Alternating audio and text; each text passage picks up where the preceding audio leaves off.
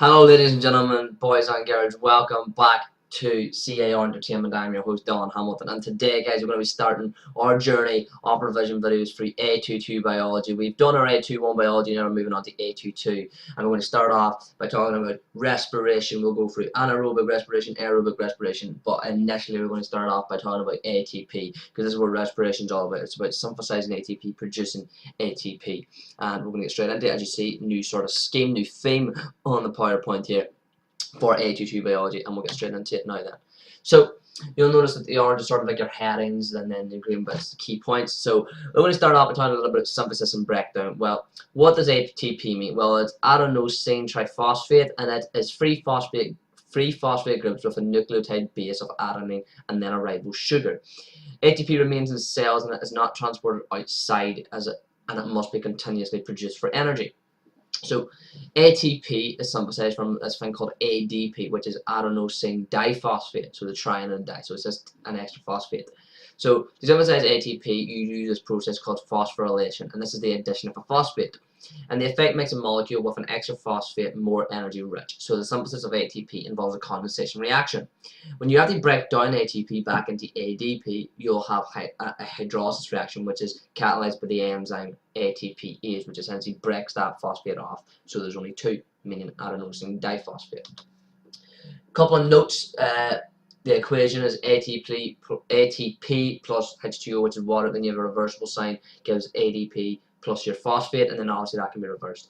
ATP can release energy, but energy is not created or destroyed. It can only be changed from one form to another. And ATP is an energy-rich molecule which releases energy when it is hydrolyzed.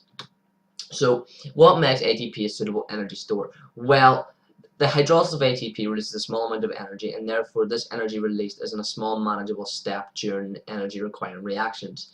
The hydrolysis of ATP is a single reaction, and therefore it provides cells with fine control over the immediate energy budget. There are also small insoluble molecules that can be transported around the cell easily, enabling it to be easily transported from the mitochondria to any other part of the cell.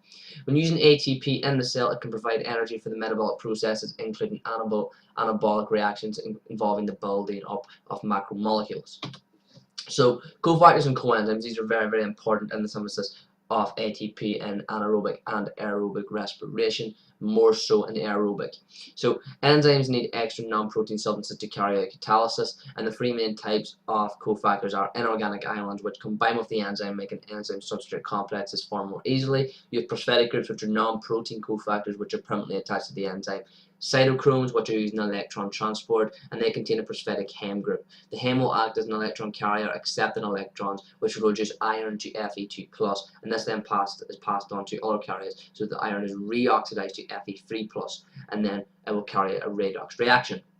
Coenzymes are non-protein organic molecules which are temporarily binded with the enzyme when it forms an ESC, an enzyme substrate complex, and the coenzyme will act as a carrier molecule, transferring chemical groups from one substrate to another.